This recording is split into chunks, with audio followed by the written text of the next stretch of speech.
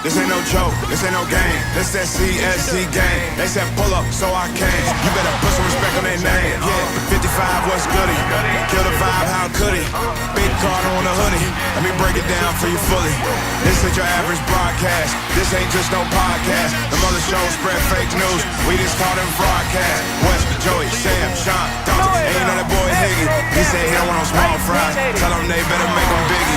Yeah, you already know what we be on. We got the crown, we hold the throne. We throw them L's and you take them home. When they ring the bells, you know that it's home. The bar set, we setting the tone. If we set it, then set it in stone. Sit in the seat, set up your phone. You in the Cardinal sports zone.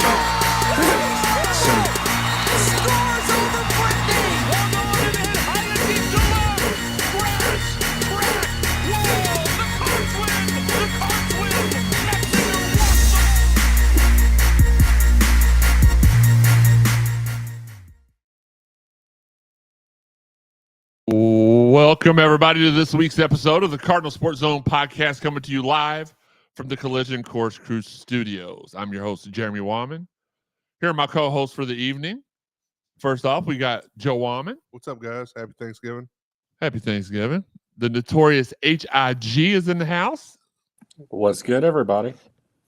And when it comes to radio, he's the Michael Jordan of the radio world, if you're comparing it to when Michael Jordan bets. Sean Barber. How's it going, folks? Look, we have an all-star lineup tonight. We may run a little bit long, but hit record on SmackDown or football. Hit that record button on SmackDown or football, and we'll take you on quite the ride tonight. Promise you that. We'll have Gerod Holliman on in about 15, 20 minutes. James Burgess right after him. And our closer tonight is the cat killer, Kyle Bolin. Easy for me to say.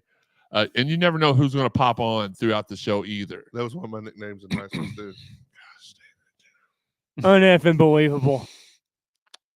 Don't forget the Fitness Market chat line is open. We see you over there. We'll get to you here in a second. If you're watching on Facebook, YouTube, Twitter, or however, send us your questions on social media. Check on the graphic to see how you can follow the Cardinal Sports Zone podcast on social media.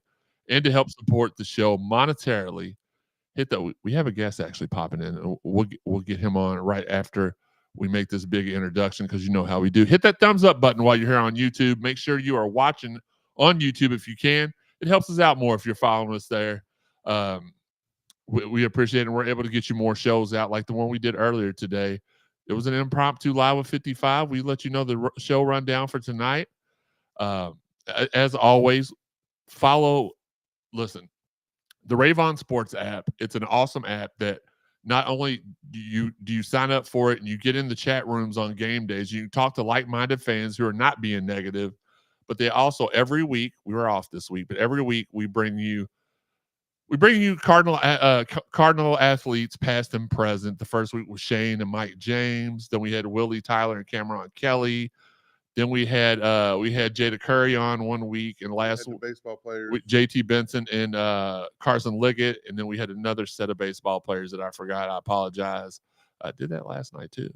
And last but not least, we had the rebound Olivia Cochran, and Nyla Harris, the very talented Nyla Harris, was on there with us. So Ravon, very easy. Sign up, log in, tap in Ravon. Easy as that. Tomorrow morning, 9:30 a.m., Card March. Tons of former Cards are going to be there. But first, join the Collision Course Crew tailgate at 6 a.m. for the tailgate. It's breakfast themed tomorrow. I've been contractually obliged to call him Garrett the Meats Hoover. Will be on the grill, serving them up as usual. It's going to be a great time. Get there. It's in the old Cardinal Hall of Fame Cafe. It's now at El Nepal. Join us. We will get to the chat line in a second. We see all y'all over there. We appreciate it. But we're going to get to our first guest. So, Cardinal Rewind time. My favorite rivalry game in the Louisville, Kentucky series. In 98, the Cards played their first game ever at Papa John's and got walloped. They returned the favor that very next season, though, in Lexington by smashing the Cats. But in 2000, there was something special about that game. It was weird because we turned the ball over a ton, but I never felt like we were in danger of losing that game all the way down to the last second. We Gosh, man, it was intercept. I believe they scored 2 defensive touchdowns that game. We had some great runs, but we just could not hold on to the ball. The Cards were driving. Cards were driving for the game-winning field goal when the ball was hiked right past Dave Ragone, and UK grabbed it and ran it all the way to the 3-yard line before Zeke Parker hawked the guy down and tackled him. This game was over for any competent team. Any team with the talent of a middle schooler would have won the game here. But UK ran 3 plays, lined up for the field goal on 4th. It was all but done. The announcers had already named Marlon McCree the player of the game for them, and Tony Stallings the player of the game for us. I thought the ref who made Ragone fumble during the game was their player of the game, but don't get me started on that. They're throwing to the truck for the credits, but then the unthinkable happened. The reason why coaches tell you never to stop until the clock hits 0. They run the clock down to about 3 seconds when Curry Burns and Mike Brown run up the middle, block the field goal, and we are going to overtime, tied at 34. We win the toss. They go first. After a Michael Josiah penalty and an Anthony Floyd interception, the Cards have their first crack. You know what? I'm done talking about it. Let's go to Don Russell for that first play of overtime. Let's see what happened. Motion by Branch. Get up to Stallings. Stallings in the middle. Stallings at the 10. Cardinal. Listen, I never claimed to have the best video clips. That was shot on my phone, a bougie phone. I don't know how they knew that Tony Stallings was going to be the player of the game, but they called it. And first play of overtime offensively for the Cards. What a great moment in history. Speaking of history, and I told y'all we'd have some special guests popping in. He's an award-winning actor. He is a philanthropist. I almost messed that word up. I felt like Higgy there. He was the Conference USA Offensive Player of the Week after that day's performance, and he is the king of the jungle.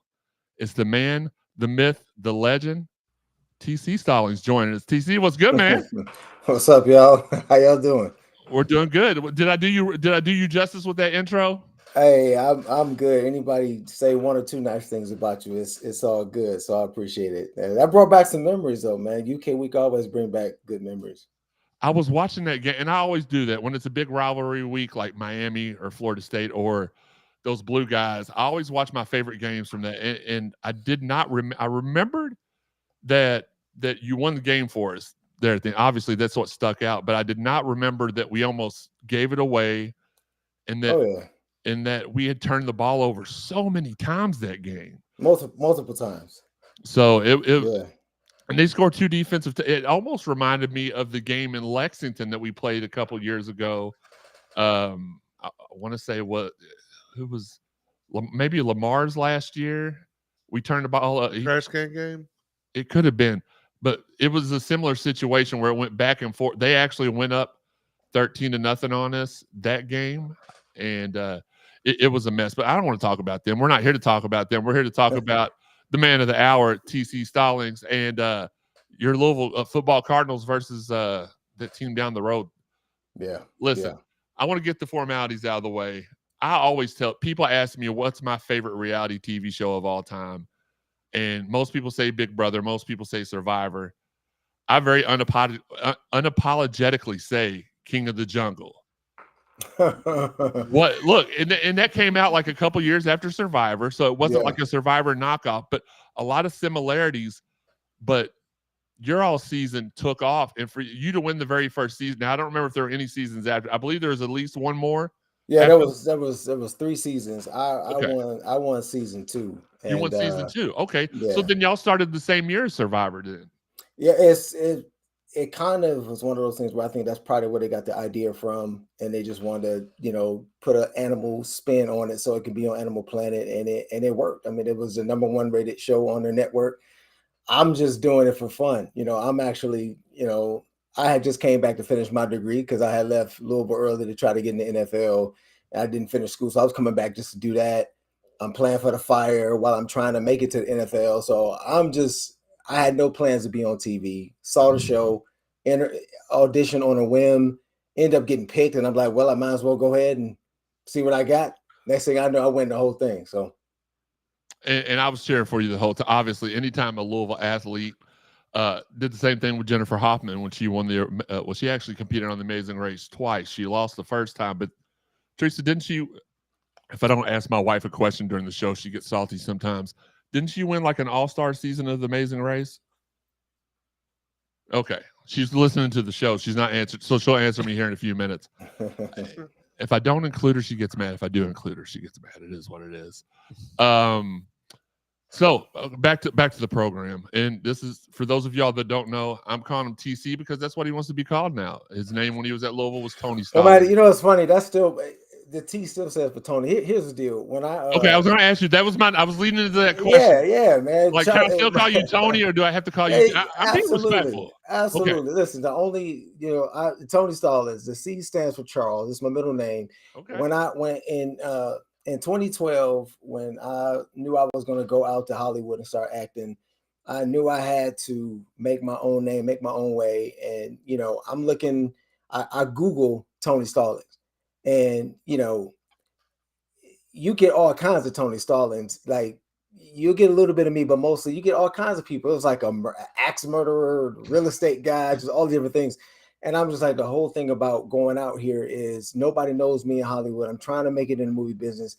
I need to make a name for myself. And so I'm like, okay, if I abbreviate my name, let me see what comes up. So I typed in TC Stallings and I got nothing. So I'm like, there you go. Yeah. So I'm just going, it's still me. I don't change nothing about me. Really, I ain't got to change no documents. I'm just abbreviating my name. So all TC is just an abbreviation. And so now when you Google TC Stallings, only one person is going to pop up, and it's been that way since 2012. So that's what that's all about, man. I'm Tony, man. I'm Listen, Tony. I mean, that's why I know you. But I try to be respectful because some people, Malik Cunningham changed his name about 8 times when he was at Louisville, and I tried to accommodate it. Mikhail. He actually changed it from Malik to Mikhail to Malik to Mikhail to Malik in one season. Yeah, I don't hear Tony that much, obviously, because like I said, I've been going by TC but again, whatever you call me, I'm gonna answer because it's still me. Whether it's TC, whether it's Tony, or whether you go old school like my mama, she'll call me by my Anthony. She'll and then you better answer quick. So that's when So then that's kind of like I have friends who you can tell how long somebody's known them by what they. So if somebody calls you Tony, it's a bet you've known them for quite a while. Oh, for sure. If you call me Tony, you going back to my childhood. You going back to, just what I've been until literally. I didn't start going by TC until 2012 for entertainment purposes. There you go. If mom's calling you Anthony, you got to either answer quickly or duck. Oh, it's a wrap. You better duck them hands. That's right. Absolutely. All right, well, let's get to it because we're taking time out of your night tonight. Hey, man, I'm good. I blocked this out for y'all. Okay. Well, then, you know what? We got him for as long as he wants to be on here. And we're gonna. Our next guest just hopped into the chat, so we'll get him on here in just a few minutes. I want to ask you the questions I had, particularly for you first. For sure. So, what are your keys for the victory tomorrow versus UK? You've been watching Louisville this year, and what is your score prediction? Well, I don't never do that. I don't predict scores. I don't predict wins. But I will tell you, I'm not a big social media guy. But I remember when they was playing against Pitt, and I'm just like, before that, and I'm a Cardinal. I played, so I can say what I want to say. I'm gonna tell you how we are in the locker room. If I would have heard us talking the way they was talking before Pitt, I would have known we was going to catch one, because this is what I hate, and we got to quit doing this. Forget the whole respect talk. Like every time you start pushing people to respect you, that's when you literally catch an L. Just keep playing, and the respect takes care of itself. And also you act, it's like you've been there before. Like you don't hear Alabama ever talking about respect us, or, just people who win all the time. It's when you finally start winning, and all of a sudden, every week it's like, respect us, rank us, dude. And it's just like, that's when you catch an L. So it was just too much of that going on, from a fan standpoint. And I love our fans. Our fans get passionate. But at the end of the day, what you got to do is just literally, and it is not cliche. It's the real. You got to take it one game at a time, one play at a time, and just be quiet and just win. And there's just something about when you can just win and stop talking so much. Just bust people. That's all you got to do. So I think they learned that lesson. And see, that's why we haven't caught an L since. It crept up again when we start reaching the top 10. You got people like Start talking. I'm like, so here's what I will say will help them win. Just go out and do what you've been doing.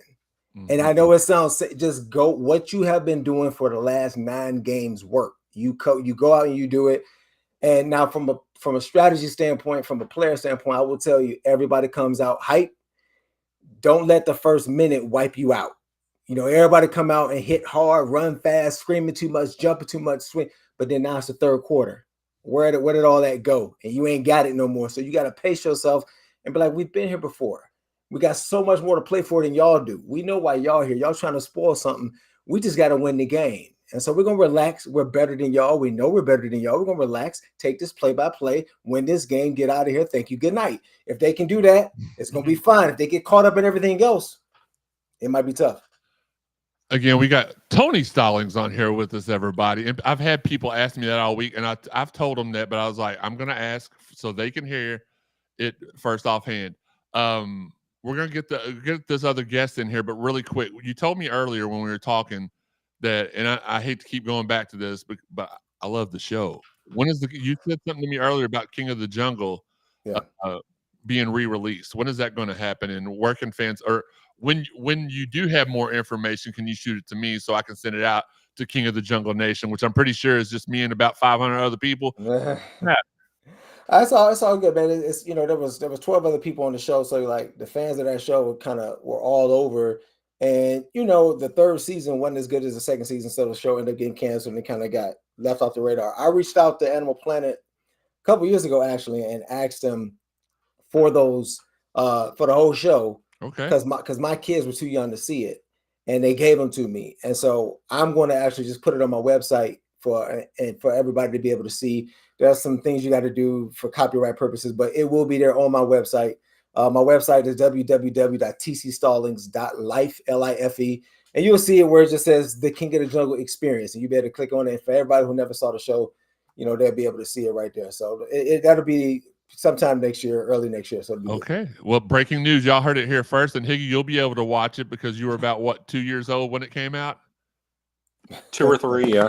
I hate you. That makes the rest of us feel very, very old. But look, Tony said he's going to stay on here with us. So here's what we're going to do.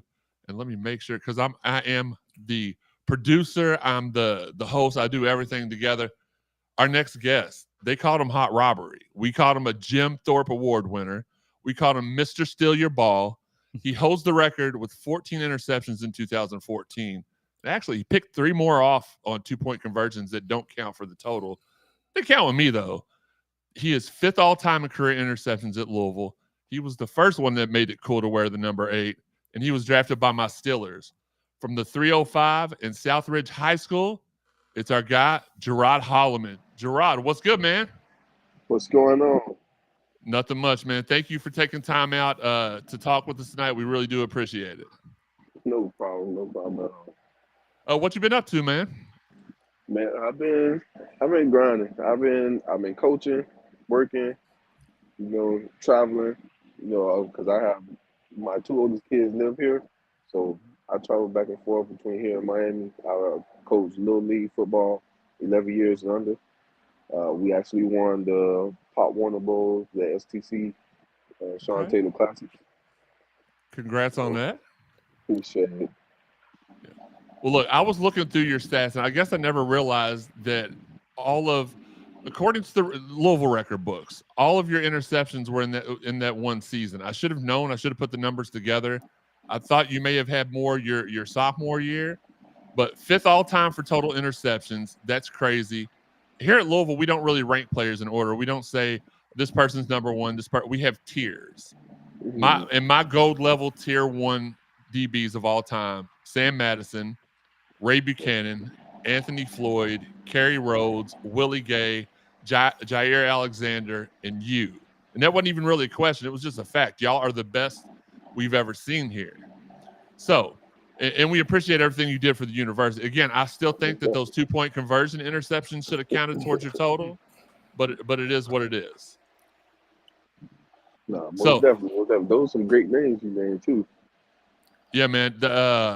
Even though we didn't pull it off, man, that my favorite uniforms we ever wore was those Cardinal camo ones that y'all pulled out against. I think was it Florida State? Yes. Florida State. Mm-hmm. Yeah, and we had that big halftime lead and then Dalvin happened. Yeah. Stupid Dalvin Cook. But look, Don't remind me. I'm sorry. I had to 13 or 14. I was 14. 2014. Okay. I had to remind myself, and I had a flashback and a little PTSD there, so I apologize. Look, Gerard, I know your time is y'all, both of y'all's time is precious. We got the blue team. I don't even say that word in my head. I try not to. It's a curse word as far as I'm concerned. The team down the road tomorrow at noon on what channel, Sean? Be helpful. I believe it's ABC. Okay, well, it's probably not because Sean's hardly ever right. But anyway, our secondary's been a little banged up, but it's still been sufficient. What do they have to do tomorrow? What does the secondary need to do tomorrow to lock up a victory? What's their part in it? Mainly, it's being on the same page. Everybody got to be on the same page when it comes to running play calls and running to the ball, containing the ball, being physical. All that plays a part, and the game plan as well. Trust the game plan. Yeah, I'm pretty sure the coaches, they ready. They watch film and they already got the game plan ready. It's just the players got to go out and trust and believe in the system. Absolutely. Really quick, we got to get to the chat line because we got so many responses. I want to make sure I acknowledge you all while we have, in case y'all have any questions for these absolute Louisville. Look, Tony said, "Call me Tony, call me TC." I'm calling him a legend. I don't just throw that out. We got two legends. Well, actually, there's about 4 legends, and then Sean and Higgy are on the line here with us. That's right. Real recognizes real. I'm trying. Don't hate the player, hate the game. So, Sean, remember that. Sean's never even gotten the game. Well, let's be honest. He's still doing laundry in the locker room. Gosh dang. I don't know a lot about Louisville, like football. I know Louisville, but like I don't do all the recruiting, all that. I'm here to make jokes. That's why my little brother's at 6 foot, 6'8", 300 pounds. My little brother is here for the comedy. Yeah, I just keep y'all laughing. We appreciate that. Quentin on the chat line says, "What's up? What's up? Go Cards. L's up. Cashmere. What's up? Jay and Cardinal family." Brent Kaufman says, "How are all of you entitled Louisville fans doing tonight?" For those of y'all that don't know, one of Kentucky's players. He's new to the program. He didn't want to be there, dude. You could tell he looked like he reminded me of the classic movie Lean on Me. You got Sam's, and every time he ran, even if it was just from the bathroom to the classroom, he lost his breath. It was breathing hard. That's who we kind of compared him to. That dude did not want to be there. And he said that the Louisville fans were entitled and snobby. And we're like, that's y'all. That's not us. Well, y'all are entitled, snobby, and mostly related to each other because you all have an uncle, daddy, or a sister, cousin in your in your immediate family. It just is what it is. But that just wanted to explain that for Brett. Terry Jones says, "What up?" Fabian says, "What's up, everybody? Hope everybody had a great Thanksgiving. We hope the same for you." Kevin Watson says, "What's up?" William Lee, Cardinal family, what's up? I'm trying to roll through these. Kevin Watson says, "Hello to the rest of you snobs." Brian Davis says, "Hey, fellas, paint the town red." Wes Keys, that's Tailgate West, says, "Yo, let's go." Then we got Teresa, my wife, who wouldn't answer my question earlier, commenting afterwards, but she did. I didn't Okay. interrupt you, so. Wes Key says, "Hot Rod in the building." Q says, "Louisville Legends, glad to see y'all still representing. Go Cards." Aaron says, "Hope he has some future cards on that little league team."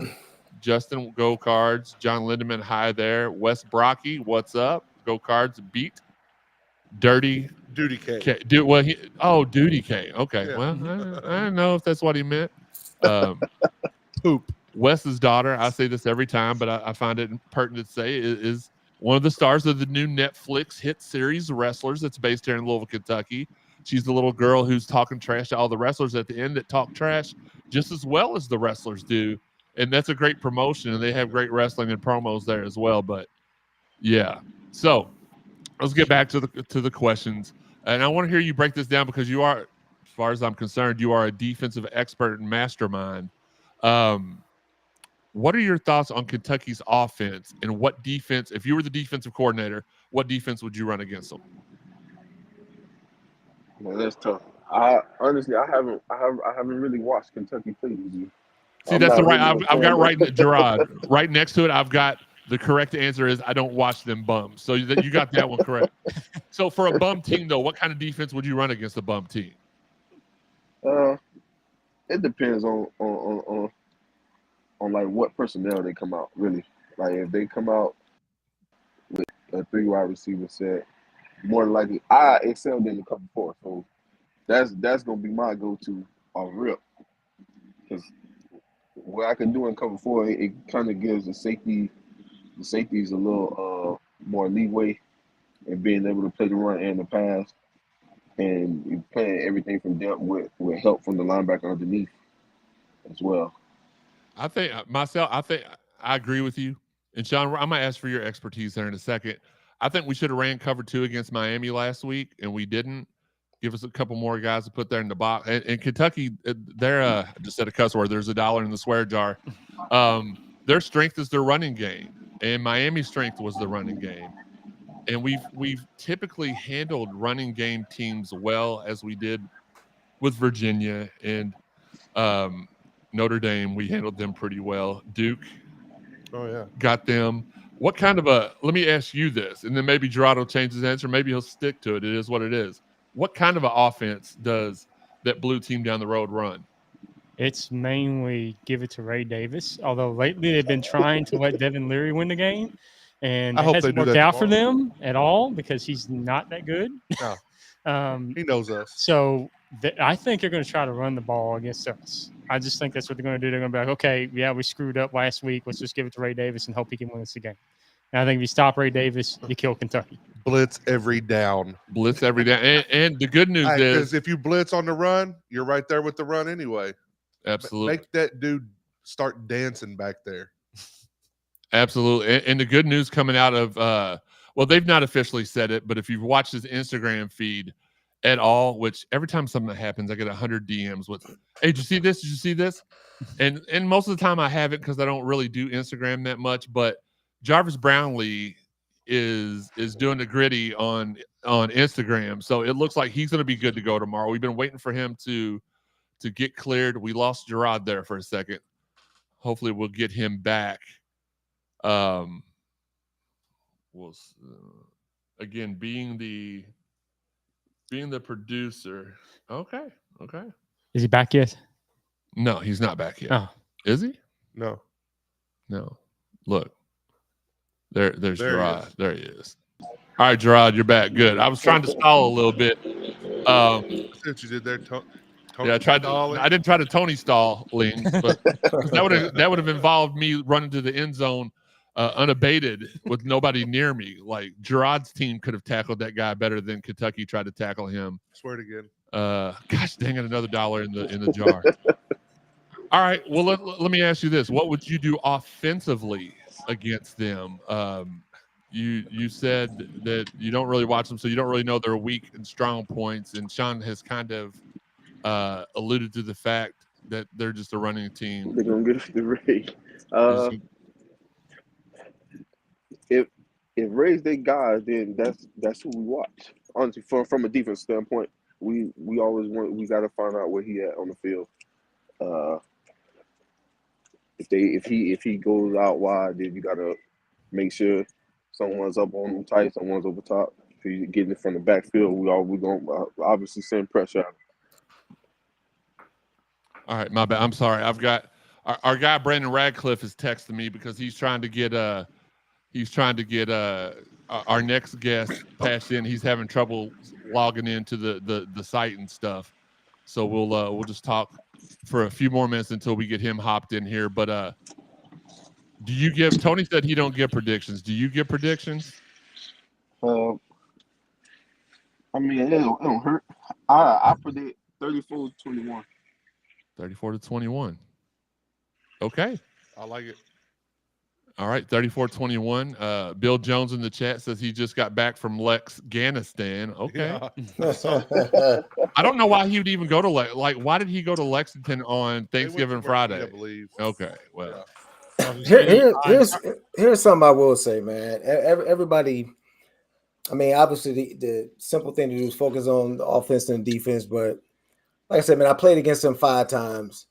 And a lot of times, man, it's the stuff that it ain't the attractive stuff like special teams that be losing the game, man. It's what I hope they go in there tomorrow doing is making sure your best players or the best capable people are on the punt team, are on the kickoff team, or on the kickoff return team, as on a punt return team, because it's those plays that be winning and losing the game. You know, it's a drop punt after. I mean, you can call it the best defense, get them off the field. They punt it 50 yards, and then we drop it. Or something like that. Now they down there. It's plays like that first of all they work my nerves, but them be the ones that win or lose a game. Bad kickoff coverage. That means UK starting from the 50 when they should be at like the 20. Man, that's 30, 40 yards of field position. Missing field goals. Yeah, all that stuff over time, and you look up and you get a 5-point loss. These are the plays that you look back at and be like, man, and they don't ever get talked about. I mean, as far as offense and defense going, and I'm my man, he can tell you as a DB. I mean, as a running back, man, all these plays are the same. We just call them different things. You line up different. You might have a few things different schematically or whatever. But at the end of the day, it's just football. That was the Gerod Holliman alert, by the way. He just intercepted somebody's phone call, I think. Right. Well, yeah, like he could tell you at the end of the day, you put him in a good position to make a pick. He don't make it. You still got to play. So if they tackle, don't miss tackles, don't the little things, man. When if we punt the ball and we're supposed to run down and get it downed on their 2-yard line. Make that play. Don't let it bounce in the end zone. They get it at 25. It'd be little things like that you don't talk about. That'd be the difference right there. So I hope they do the little things. And, they already showed that they're talented. If they do the little things like that, man, they might blow these dudes out. All right. And I predicted that we would blow them out, but I always, once it gets closer to game time, I change it up because I start feeling nervous. But look, our last live guest. Now, we do have Kyle Bolin joining us at the end of the show, but we had to pre-tape that interview, but we will air that for you directly after the show. So our show won't really be ending, but it will. But our last guest, man, I have been trying to get this dude on my show forever, and thankfully our guy Brandon Radcliffe was able to get me in touch with him. He's the human hit stick. He's the all-time best trash talker and a top 10 linebacker in Louisville history. He was also the recipient of the worst targeting call in NCAA history. He hails from Florida City, Florida, and Homestead High School. It's our guy, James Burgess. JB, what's good, man? What's good with it, boss man? How's everything going? Man, it's going smooth as you can tell. We got Gerod Holliman in here. We got Tony Stallings, former Louisville running back, in here, and my brother. He's up in the top right-hand corner. It's Joe. Okay. And then we this dude over here. Can you see my hand over here? Yep. Nope, can't see yep. Okay, that dude, he's 40 and has never touched a girl's hand. And then the guy above Gerod, he just snacks for a living. But we appreciate you all joining us. We're having a good time. It's Friday night, and we thank you so much for hopping on here with us real quick. Thanks for having me, man. My pleasure. Listen, I've been trying to get you on the show for a couple of years now, but I was told that you don't really check your Twitter too much. And I didn't know that because we used to, when you were here at Louisville, we'd play NCAA football and we would compare stats and stuff all the time. Yes, sir. So glad I was able to get a hold of you, and hopefully we can keep in touch and have you back on a future episode as well. All right, let's get into it though. Miami recap, UK preview. First off, our guy Sam picked Miami last week, and Miami won, or we beat Miami 38-31. Mario Urrutia and Eli Rogers taunted Sam throughout the entire game, and even called after the game to taunt him a little bit.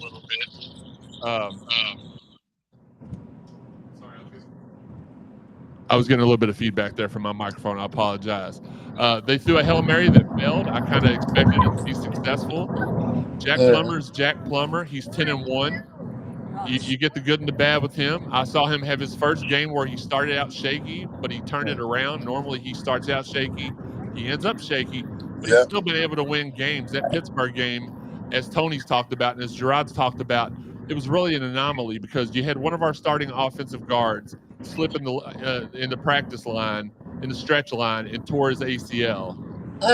You had horrible weather. We had another O lineman out.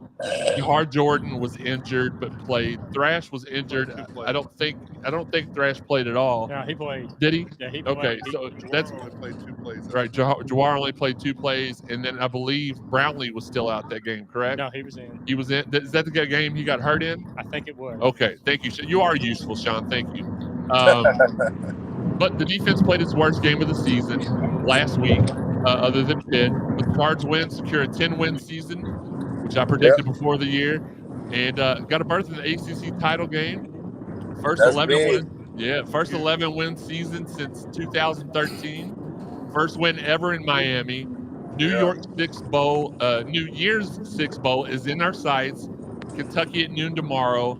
The defensive back, my opinion, and we'll go to our 3 experts, and then our site members who are also experts. Just they didn't play at Louisville like the rest of our experts did. But the defense, my thoughts are, Jarvis Brownlee's back, so that should help us out tremendously. The defensive backfield cannot be shredded like they were last week. Kentucky is incompetent. They are capable of taking advantage of our mistakes. And Kentucky and Miami, you all don't watch them that much. I try not to, but I have to for this particular job. They look like carbon copies. They're run heavy.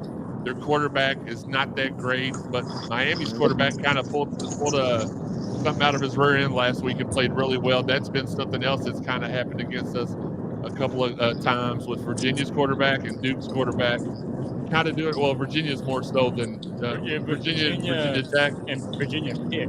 Virginia and Pitt. Sorry, yeah. Thank you, Sean. Again, very helpful for once. Look, we just try to have a good time, but I already have asked Gerod this, but I'm gonna ask you, James. What do we need to do defensively tomorrow to secure that first 11-win season since 2013? Even though it seems a whole lot longer than that. Yeah, man. They got to keep playing how they play and keep flying to the ball, man. That's one thing they do a lot. Just fly to the ball, and they play pretty aggressive, man. So as long as they keep it up, because the defense stand tall. They bend a little bit, but they don't break. So man, they play sound football, man. Don't try to do too much. You know, it's a rival game, so keep their emotions under control, man. Don't get no crazy penalties that's unnecessary, and just play sound football. Because the defense, they had a shutout. I thought I think it was pretty good when I was in Louisville. I don't think they had a shutout game, and they shot out a top 25 teams at the time. So they defense can do it. They just gotta hone into their details and fundamentals. Don't get no crazy penalties. Don't let their emotions get too high. And I feel like they'll do it to them. What do they got to do offense? I know you're a defensive guy, but what does Louisville have to do offense? My big thing all year is that Jack Plummer has not been the best. He's not been the worst, but he's been something you don't see a lot of quarterbacks do. A game manager. He knows how to run the clock. Against Notre Dame, we saw him run and milk the clock. You know, we only got 3 points out of our last 3 possessions in the fourth quarter. He took about 8 minutes of clock off, and that secured that victory for us. Is that kind of what you think we need to do tomorrow? Or do you think Jack can afford to let it fly? Man, Jake, if he's feeling it early, man, he'll stretch you. You know, he has all the talent. He has all the things looking for on the quarterback. He don't mind taking the hit. I think one thing that they have to do is establish the run. Establish the run early, because he's great with his play action. If they slip in deep, if the safety being too nosy, he do not mind throwing it over top of their head. He's got a pretty good deep ball, man. So as long as they establish the run and stop them, right, even the offense is keeping their emotions under control, because that's like the biggest rivalry, UK versus Louisville. So as long as they just hone into their fundamentals as well. I like Jake. He's fun. He's a fun guy to watch. He's a competitor, to be honest. I like watching him play, man. I think he can do it all, man. So I feel like they establish the run early. Yeah, he's just so nervous, and he once he loses his confidence, he doesn't normally get it back. But this last game, he started out rough. He did get it back. Look, I know all three. I know that Tony's not big on social media. Gerod hits me back every single time I hit him up on social media. Mm-hmm. Is there? Where can people find you on social media where you're active, James? Man, honestly, I'd be on my Facebook more than anything. Facebook, I might be on Instagram for a little bit to scroll, but I really be on Facebook, and it's my name, James Burgess. James, you're not 100. You can't say you got to be on Instagram. You got to be on TikTok, Instagram, something like that, man. Yeah, you take Twitter. I haven't been on Twitter in years. I don't know the last time I even posted on or X. They call it X now. No, we don't call it X. We don't bow down to the. We call it Twitter. We ain't calling no X. As you in college, we used to talk in college on Twitter though. We used to DM and stuff on Twitter. That's if you can see underneath Gerard, it's got both the Twitter and the X logo underneath him, where you can find all of our great stuff on our website. Gerard, can you tell people where they can find you on social media? So Instagram, Hot Robbery 8, and for Twitter, it's Gerard Holliman. There you go, Tony. You said you don't really get on. I'm on there. You know, it's just it ain't. I don't do it all the time. It's, you know, I don't be doing a whole bunch of talking, but it's a real TC Stallings on Instagram, Facebook, and Twitter verified pages. It's a lot of imposters. I got people saying they me and stuff, so just look for a verified page. All right. Well, look, we appreciate all three of y'all for hopping on here. Do y'all have any questions for each other? And Joey, will you scroll through the comments and see if anybody had any questions while we're wrapping up? Did y'all have it, Tony? Did you have a question for Gerard or James? Score to be for the Louisville Kentucky game? Man, I stopped predicting, man, because every time I do it, we lose, man.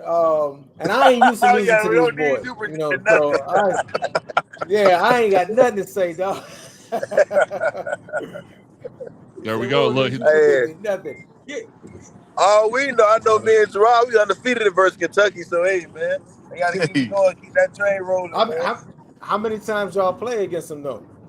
All 4 years. 4 times. I'm 4-0 against Kentucky. My season, they was up like 21-0 or 28-0. We came back and beat them. Yeah, we're 3-2 against them. And but see, my very first year was '97. Ron Cooper. That was just a tough year. Period. We lost that, and then they let the coach go. New coach come in, and then we opened the stadium. We lost that one. But then after that, we went 3 straight, you know, and that's when things started to turn around. And one thing I will say is a lot of people forget that we don't talk about it a lot, but that squad, that the teams from '98 to 2001 set it off. And I will say that these dudes put Louisville on the map for sure. Yeah, but see, these dudes here, they took it and ran with it.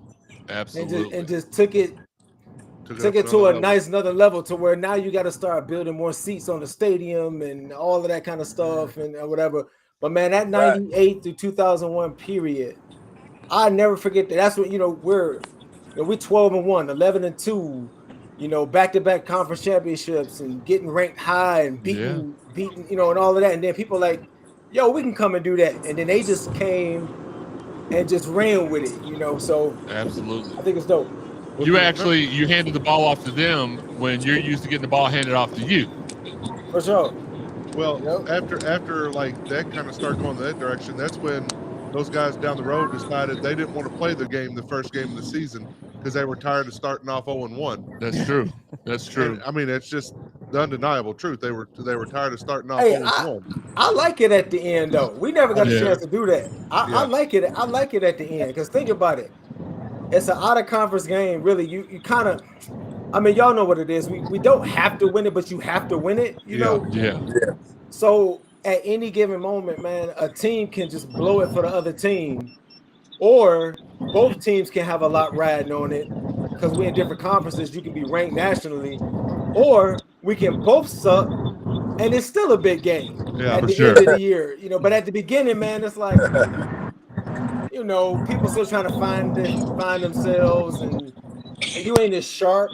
You know, it's like a preseason game when you do it like that. Don't nobody really care about it, but I like it where it is now. So Sean's still in the preseason. Sean's been in the preseason. Okay, there's Gerard. But look, we keep dropping. Look, I'm not gonna keep y'all much longer, but Gerard and James, thank God y'all never had to play at the old Cardinal Stadium like me and Tony did because that hurts. Yeah, I see. That's what I got. And the All season right, ending man. Thanks injury for in having me, there. y'all guys. Man, have a blessed night, man. Happy holidays to y'all, man. All right, James, we appreciate you. All right, man. All right, Gerard, you're still with us Yeah, I'm via still audio, here. correct? Yeah, I'm still here. All right. Well, Gerard, we want to thank. We're gonna wrap things up with Tony, but we appreciate your time tonight, and we thank you for joining us. All right, man. Appreciate y'all. Thank y'all for having me. All right, Louisville brother. legend Gerard Holliman. All He right. was number 8 before it was cool to be number 8. Later. I love Gerard. James, you should not be driving while doing the show. That we frown upon that here at cardinalsportzone.com. All right, we let our 3 experts feel. We handed it off to Tony. We tried to throw it to Gerard, but we tried to throw it to somebody else, but Gerard picked it off and ran it back. And then they picked it off, and then James come in and made a game-saving tackle. True. Well, James targeted him just by walking onto the field and looking at him. Still the worst targeting call in NCAA history. But let's go to you all.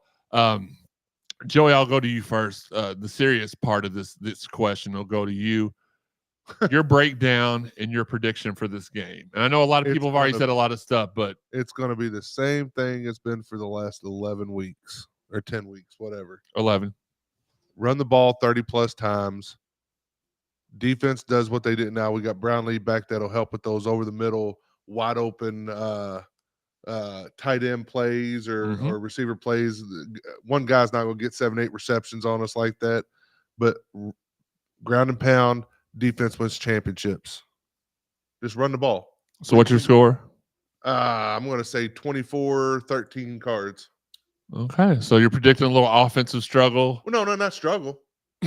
We're just going to run ground and pound. I mean, it's going to not only limit their offensive possessions, but it limits ours as well because we're eating that clock.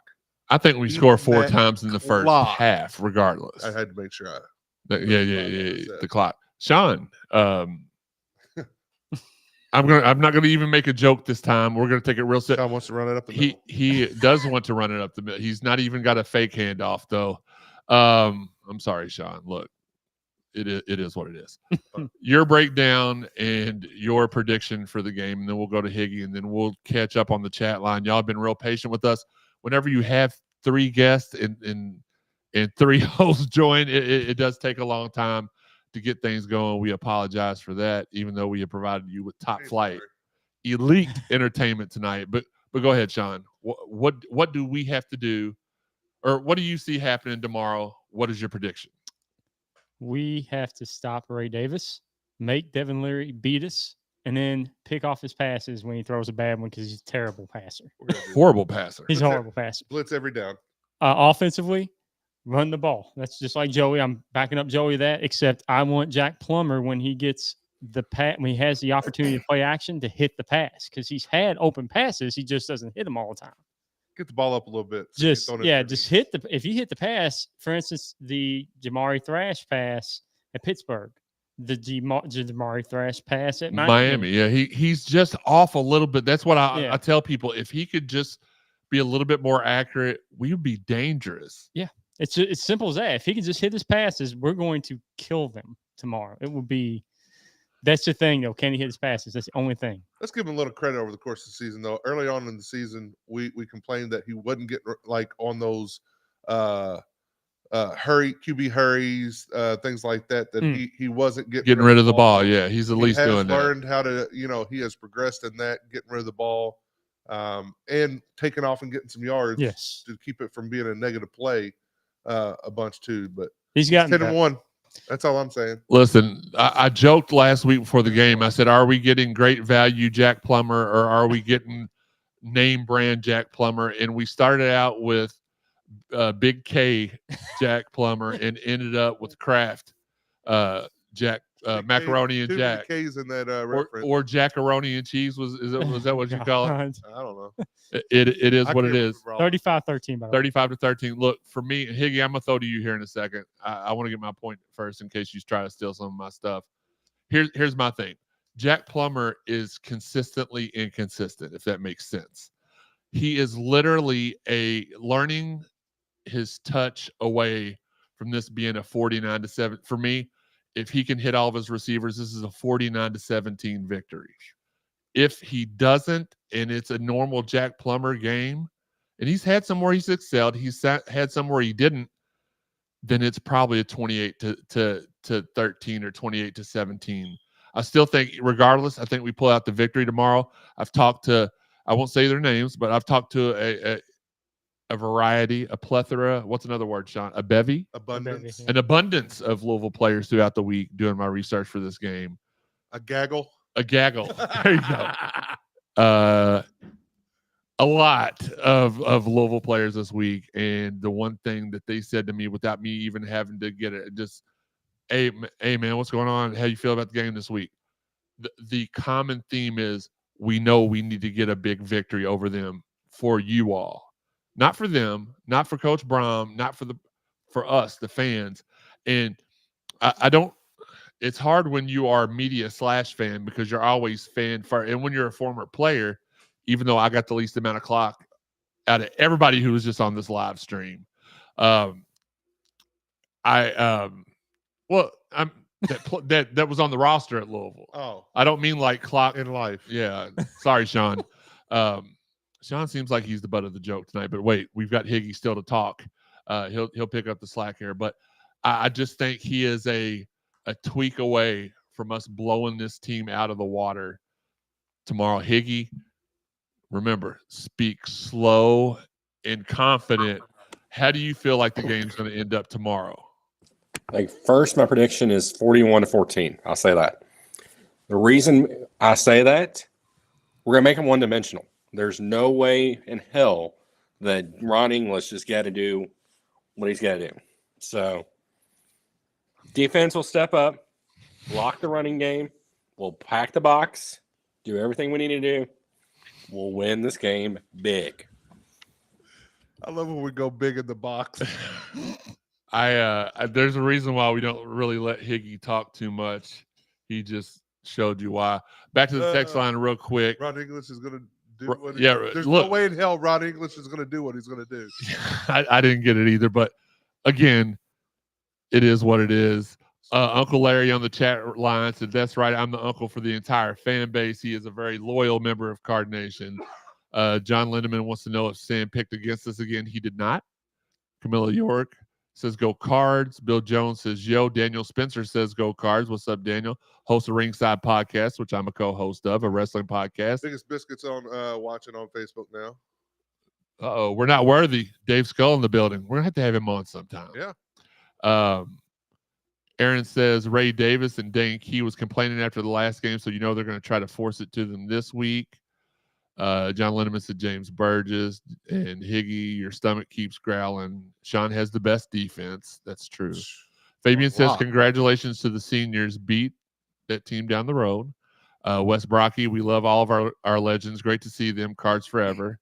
Thanks for that. Garrett Hoover says his top hat is ready to. I'm sorry. What did I say his moniker was? Garrett, I got the meat. Garrett, I got the. He's the tailgate guy. He's the one that serves everything up at the tailgate. Let's start calling him Arby's then. Arby's, absolutely. His top hat is ready to mix with the BBN riffraffs. Harumph. Aaron, I remember they kept them from getting to a bowl game. Yeah, there was a couple years where we have kept Kentucky at 5 wins because they didn't finish the story. Wes Brocky read out and sold out. Glad I'm going to be there. Sucks to think it could be the last time we play these guys. We'll talk about that in a few minutes. They're trying to get out of the rest of their games in the series with us because they're going to 9 games in the SEC and they don't want one of their guaranteed wins to be probably lose. They don't want to drop one of their MAC opponents. No. They're turning to Indiana. They're scared of us. Yeah, John Lindemann said, yes, Sean, hit the pass. Okay. Quentin says Ashton Gelati, Desdale, and Mason Riker are all getting a piece of Leary tomorrow. Yeah. Teresa says 34-14. Beamer says keep throwing to the tight ends like last game. Quentin 48-17. John Lindemann says snobs unite. Fabian's laughing at us. Card guy says, do we have Brownlee back this week? I believe we do. Daniel Spencer starts the Cards chat. And we'll kind of here in a second go back to everybody that's tuned in on Facebook and appreciate y'all and thank y'all for that. But we're going to go ahead and let Tony hop off here. Tony, one more time, can you let them know where they can find you to support what you're doing? For sure. And anything you want to say, go ahead and cap this off for us. For sure. So TC Stallings on Instagram and Facebook and across the board on Twitter. Look for the verified pages. And man, I'll just say this. Y'all, I don't know, y'all probably don't even remember, but I actually played for Jeff, before. Yeah. He coached me when I was with the Fire. So here's if y'all see why there's such a big difference from his first year from the previous year, man, it's the way he does things. He's a real down to earth dude. If he ain't changed from when I played for him, he just shoots them straight. So I know he's shooting them straight tonight, to get them ready. He'll shoot them straight tomorrow. He's gonna tell them, things. I would imagine he'd tell them like if y'all better than him. It's just a matter of going out there and doing that. So like even the predictions and everything that I'm hearing, everybody knows that clearly we're more talented and all that kind of stuff. I'm telling y'all, like I'm telling y'all, from all my years of playing, whether it's high school, college, or my 6 years in the pro, it comes down to these things that y'all just ain't thinking about, man. If they do the little things right, like you throw a pass behind somebody and it clips off the receiver's shoulder and the other team catch it, we got to be the ones that are on the right end of those plays. That's what I'm telling y'all. What I say will win or lose the game. If we're on the right end of those plays, it's gonna be a beautiful day. If we're on the wrong end of those type of plays, a lesser talented team will get the win. But if we're on the right side of those plays, that's how I always know how it's gonna go. When these little dumb things be happening and we're on the good side of the dumb things, it's a wrap. But if we have those head scratchers, that ain't got nothing to do a lot of times with coaching. It just got who's prepared and know that. So I'm looking to see that from these dudes. And what gives me confidence is watching them these last 9 games and finding a way to win. When normally we lose those types of games, we be like, oh, there go the Cardinal. No, we've been finding a way to win those games when it takes a play or two. So that's what I'm counting on for them tomorrow. Is it just those plays that could go either way? We're the ones on the right side of those. If we do that, then we're on to the ACC championship against Florida State. You know what I mean? And that's it. And look, he's talking about the intangibles, the variables that don't count on the stat sheet. Like, was it who was it against Terrell Floyd in the Sugar Bowl? Caught that pass off the wide receiver's hand. Cardinal victory. Yeah, the pick 6 to start the game off against Notre Dame. Quincy Riley. Yep. Just he catches the ball. That first interception kind of tapped off the Notre Dame's wide receiver hand right into his hand. And there was another pick. I believe it was Devin Neal later in the game caught a carom. It's attention to detail. Yeah, it's attention. That's all it is, man. So I'm gonna detail. bounce out on that note because, like I said, at the end of the day, even if we're more talented, let's keep it all the way real. That is UK playing in a tough conference, and they know how to play football. They at least know how to pick up a fumble. They know how to catch an errant pass. So while I don't think they can beat us, I do think we can beat ourselves. Mm-hmm. So it's really all about us. If we do what we do, I see this being a very enjoyable Saturday. That's all. Yep. If not, I still don't think they can necessarily beat us, but I just think it's just going to be a lot more stressful than it should be. Take care of those little things, man. Yep. And then we'll be good to go. All right, everybody. That is our guy. Regardless, win or loss, we're going to the ACC title game. That's been decided. What the loss could do tomorrow, or win or loss could do tomorrow, it could improve, or we think we're going to get an Orange Bowl berth with a win tomorrow and a great showing against Florida State. And then they're predicting that in the Orange Bowl we'll play either the loser Michigan. No, hey, don't get it twisted. We blow out these next 2 teams. We got a chance, bro. And some crap happens. I'm telling you. Look, listen. All right. This I will say. I'm not afraid to say this because I'm actually hoping that it happens. Man, the one thing I hate about politics is when it's against you. Mm-hmm. But I love it when it's for you. If these 2 teams, if these last 2 games, we look like somebody people want to see on national television, and some other teams lose, that changes the game because they don't care. All they care about is what's like the sexiest matchups and all of that. Right. An emerging Louisville team that blew out Kentucky and then just demolished Florida, and then we sitting there, 12-1 or whatever, waiting to see what happens ahead of us. A couple teams lose.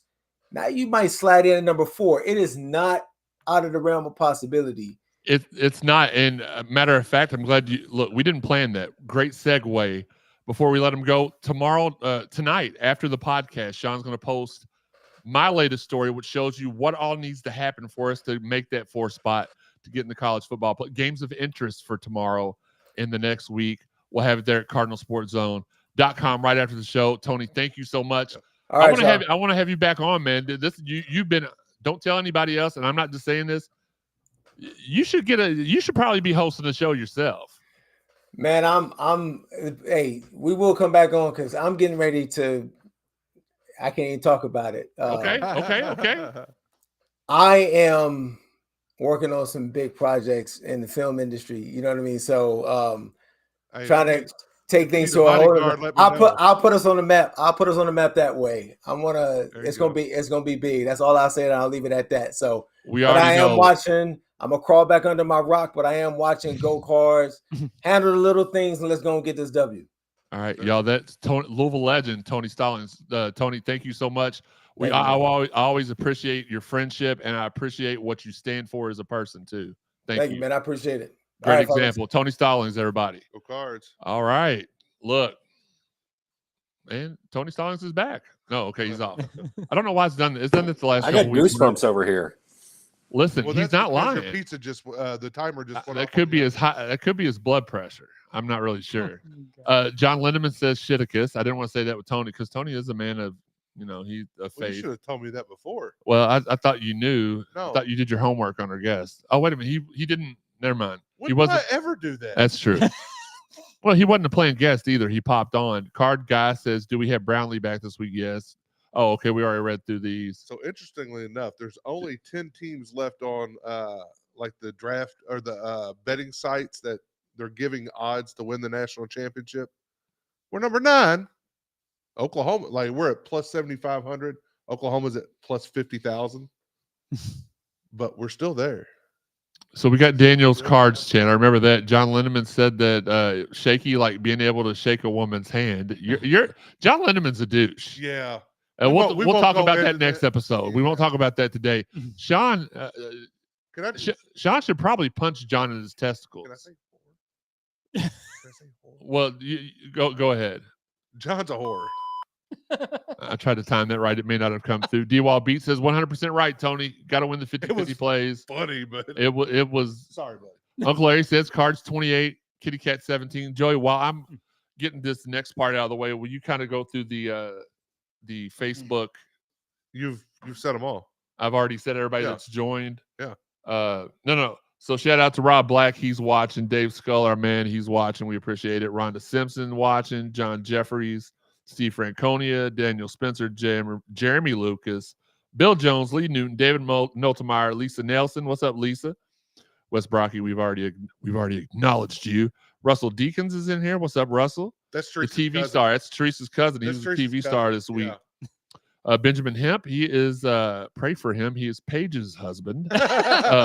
Gilbert Young, Brandon Bender in the building, Mike Nunn, Brian Davis, BJ Harris, Kevin Watson, Andre Goatley, and Brent Kaufman. That's the Facebook contingent, and we appreciate everybody joining us on all avenues of social media for this. All right, guys, that's 3 down, 1 to go, and when you need 1 yard on this year's team, you give it to IG. When we need 1, we hand it off to our QB1 from the 44-40 victory over Kentucky. Kyle Bolin, he'll join us after we wrap things up. Rapid fire, and we've mentioned this the last couple of weeks, and we will mention it again. The Derek Smith Invitational, powered by Made Hoops, is at St. X December the 2nd and the 3rd, coming up here pretty soon. We'll have more details at the website in the upcoming days. The men's basketball team, we said last week they had to have a good showing in New York. Even though they did not win, they did have a decent showing in New York. Got to build on that. Got to get some big victories this upcoming week. We play New Mexico State on Sunday. Volleyball defeated number 12 Georgia Tech 3-1 after dropping the first set. They came back to smash them. They will now finish 3rd in the ACC. And again, the rapid fire, you all know these are all written out by Higgy, so grammatically they're incorrect. And I read them out the way he types them. I think they lost yesterday, didn't they? No, they won. Yeah, that's what I just said. They won 3-1. They lost the first set, and then there was somebody they just lost to 3 sets to 2. They lost to Pittsburgh yeah. over the weekend. Okay. That was last. We Sorry, already sorry. covered. No, you're good. Sorry You're about good. that. You're good. I just happened to see it. I want to throw it out there. They will find out them Bad. draw for ACC tournament on Sunday. They will find out their draw for the ACC tournament on Sunday. Women's basketball faced Alabama. Parentheses, provide the score in the first round of the Betty and Van Chancellor class. They got hosed at the end of that game. Agreed. They got hosed by a phantom, not only by a phantom offensive foul call, but they kicked it out to the corner, and we hit a three that would have tied the game with very little time left on the clock, and they hosed us. University of Louisville defensive coordinator Ron English was named on the of 15 semifinalists for the 2023 Broyles Award, which honors college football's top assistant coaches. Can you use Google Translate to translate that for us? U of L defensive coordinator Ron English was named to the one of the 15 semifinalists for the 2023 Broyles Award, which honors college football's top assistant coaches. The Frank and Barbara Broyles Foundation announced on Monday. That should have been at the beginning. Look, we are going to critique Higgy's grammar. This is our X's and O's right here. Jack Plummer of the University of Louisville football team was named the Atlantic Coast Conference co-quarterback of the week. The league announced on Monday. That one was correct. Good job, Higgy. U of L cross-country freshman Rune Van Roos competed at the Belgium cross-country championships on Sunday morning, placing third in the women's junior race. Congratulations. And tonight, going on right now, Cal versus Lexington Christian Academy. That's Kyle Bolin's team versus Hunter Cantwell, Chris Redmond, and Keith Tobridge, which, by the way, talking to Keith, they're in the Final Four. High school Final Fours tonight. Next week's the championship game. We are going to have try to have him on the week after the title game. Best of luck. We think that Cal will take this. Sorry, Kyle. You're still our guy, but, we're cheering for the home team here. Make sure while you're out there, you're supporting our photographers, Jeff Nunn, Justin Kruger, TJ Barr. Bar None, best in the business at what they do. TJ is also Bar our None. graphics. Yeah, Bar None. That would be a great photography company for them. Man. Bar None. JMO says 41-17 cards. Rhino, 38-17 cards. What's up, Rhino? Man, we had a blast. We'll talk about that in a minute, too. Louisville on top says go Cards, but we're gonna be supporting Christian Academy and support our photogs. Again, TJ, he does all of our graphics for the website, does a phenomenal job. We've really lucked out in our photographers because before that we had Tim Hagg, who is now photographer and graphics for U of L football. Before him was Adam Lucas, who runs Red Bolt Design. So we've never missed on the photographer or graphics aspect for the website. So we appreciate all past and present members of Cardinal Sports Zone. Well, 99% of all the former members of Cardinal Sports Zone we appreciate. Shout out to all of our fine sponsors, Fitness Market, Four Peg Smokehouse, and the Collision Course Crew Tailgaters. And we are working on more for the next season. Make sure you get out to that final home game tailgate tomorrow and see the CCC in action. They serve up a good time and don't ask for anything, but donations are appreciated. Don't be a chooch and dine and dash. Yeah, buddy. Sponsorship opportunities. If you want to sponsor the Cardinal Sports Zone podcast or website, it's easy. Contact me on all social media outlets, Jeremy_CSZ. On Facebook, it's just Jeremy Wallman. It's easy to find me. I do, what do they call it when you're, I do screen all of the message requests. So I don't just let anybody into my friends list on Facebook. So if you want to talk business, send me a request. We'll talk. We'll get something going. If you want to follow the website on social media, it's easy. Underneath Joey is where you can find us on every single social media outlet that we are active on. Twitter, Instagram, Facebook, YouTube. That's where you can find us out there. Continue sharing the podcast. We appreciate. Shout out to y'all. We love y'all and appreciate y'all. Check out the exclusives on CardinalSportsZone.com, the place it all began. And if you've not listened to all the prior episodes of the Cardinal Sports Zone podcast, it's easy. Go to CardinalSportsZone.com, hit the drop-down menu, podcast, then CSZ podcast, because there's other iterations that are on there. Live with 55, our old show, and some of the old episodes of the Cardinal Sports Zone podcast, pre-93.9 are on there. They wiped out all of our 93.9. I need to fix that drop-down menu. But also, you can find us on all the social media outlets. There's 125 plus, including Apple, iTunes, Buzzsprout, Spotify, Stitcher, TuneIn, Google, Amazon, and iHeart. Hit subscribe, like, follow, stalk, whatever it is Sean does on a Saturday night to look for new girls. Do that. You'll be notified instantly when we go live on any social media avenue. Avenue, not outlet. Higgy's right next to me, so it's freaking me out. Again, shout out to everybody out there that's sharing it. We appreciate you. Shout out also to our guys, Marcus Maben and Steve Rummage, doing the Lord's work Monday through Friday from 10 to noon on ESPN 93.9 The Ville. Joey, where can people find you on social media? At Joe Wallman 526. Sean? At Elville Sean. Higgy? I am the Higgy. What is it? I am the Higgy. I didn't hear you, dude. One more time. Unbelievable. Yep. He is the Higgy. John Lindemann says the live with 55 after the Miami game was fire. Look, not only did we flambe Sam Baisden. We're going to start calling him Flambaisden. Eli Rogers called after the game, gave him that work. Mario Urrutia called after the game, gave him that work. And then just so impromptuly, I told Sam, I said, your team lost. And if you're not down with that, we got 2 words for you. Cards win. That may not have been what we said, but that's what we'll say for the purposes of this. I had a blast. We kind of had a group of people that we watched the games with every week at the Collision Course Crew tailgate. A couple of the guys, 2 of the main guys that set up and everything weren't going to be there, so they didn't have one last week. And it was an away game, so they don't typically do one for an away game. So I had one here at my house for Higgy, because we thought Higgy was going to come down, and he canceled on us and his nana to go hang out with the Kentucky fan and watch the Miami game. Poor Nana. But it is what it is. Oh, yeah, John Lindemann says GF. No, stop.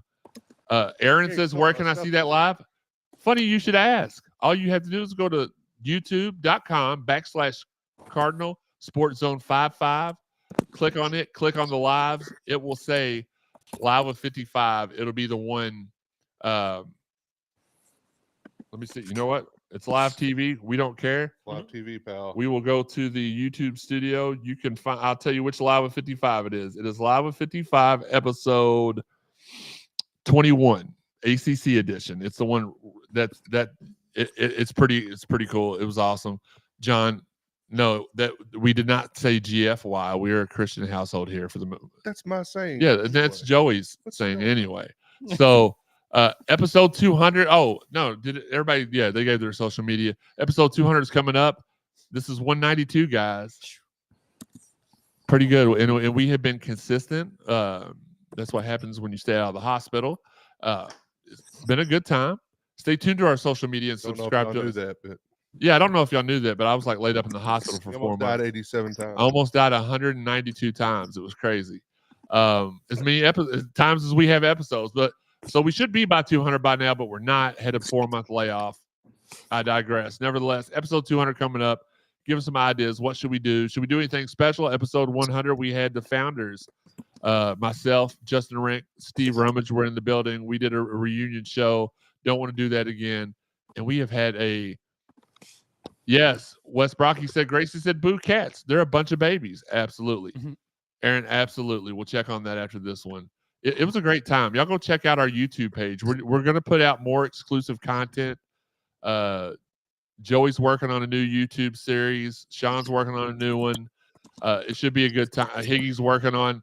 Higgy, are you ever going to do like a food review one? Plan on it. And I'm also making the road trip to Charlotte. So maybe a live with me on the road. Nope. No. Quentin said, let's go Red Raiders. Okay. Maybe. I wonder if they're doing a little something against Texas tonight. They're down 7-0 right now. Texas is or Texas Tech? Texas Tech. Texas is up 7-0. They're just pulling for them. So John says, Aaron, I was there, but still laughed until it hurt watching it again. D. Wall says, who's going to the game? I'm in there. Let's go. Collision Course Crew tailgate. 6 a.m. They're kicking that off. Card march at 9:30. Shout out to our guy, Brock Brom Home. Wanted us to plug that. Again, stay tuned to our social media and subscribe to us on YouTube or Facebook to be alerted anytime we go live, even though we do prefer you all log into YouTube. Thank you, Gerod, JB, Tony, for joining us. We appreciate it. Kyle is up next after and we'll do another close, but you know what? We won't do a close. We'll wait till after Kyle's interview to close the show. We'll throw his interview up here next. Next week, though, ACC title game, Florida State. Our guest next week, you're going to have to wait. I'll put that out on social media. The big tease. Do we do our last words, then play the Kyle interview, Yeah. then wrap up? Okay, last words. See Incarnation out today. I've ran into a couple of people that are like, man, Jeremy, 55, go Cards. We're going to beat them tomorrow. Upbeat. Love to see him upbeat. Love to see Cardination upbeat out while Thanksgiving Friday shopping. Sean, your last words. It's murking season in the Ville. He's ready to go murk some kitty cats. Joey, your last words. Tomorrow we're going to beat those cats up. Higgy, your last words. Let's play football. An average honky or average hun KY. Let's beat Kentucky so we can all stay bricked up going to Charlotte. Daggone it. I didn't even read that before I said it. I need to do that. Hold on. What did he say? Beat Kentucky so we can all stay bricked up going to Charlotte. Yeah. I like it. All right. Well, what we're going to do, we're going to say goodbye to Higgy. No, Higgy, you got your, did he say his last words? I just zoned out. Yeah. Let's play football. Okay, we're gonna say goodbye to Higgy because he's on his Circle K internet that he borrowed the password from Dalton. Higgy, thank you so much. You're frozen. You've been frozen for like 5 minutes anyway. We're kicking him out. We are going to go directly to that video of no, Higgy, you cannot join the show. Well, hold on really quickly. Because Sam should have his last words, right? Sam, what were your last words? Flambasden. Let's just cut to a clip from last week real quick. Anytime you want to plug any of the stuff, you got an event or something, hit me up. We'll get it done. I appreciate it, man. Sean, don't let them pick on you too much, man. And Sam, don't be an undercover pussycat. My guy. No better way to end it. I'm going to tell you this much right now. If they give you inappropriate, it's not because of me. It wasn't because of Joey this time. Did you get one? No, I didn't. That's bull. I keep trying to kick Higgy out. He won't take the hint. We're going to go directly to our interview with former Louisville quarterback, Cardinal forever, Kyle Bolin. Kyle? Or Jeremy, can you take this interview over? Appreciate the shout out there. Jeremy from the future. Listen, we had some guests. We do have guests for tonight, as you've already heard from our guys, Gerod Holliman and James Burgess. But there was one guy we had to have on the show so bad that it didn't matter. I was like, look, we'll record it tonight. We'll record it yesterday. We have to have him on the show. And he fits all the requirements, actually. Hates Kentucky? Check. Picked Louisville over Lexington? Check. Beat that Wildcat behind? Check, check. He's from Lexington Catholic High School.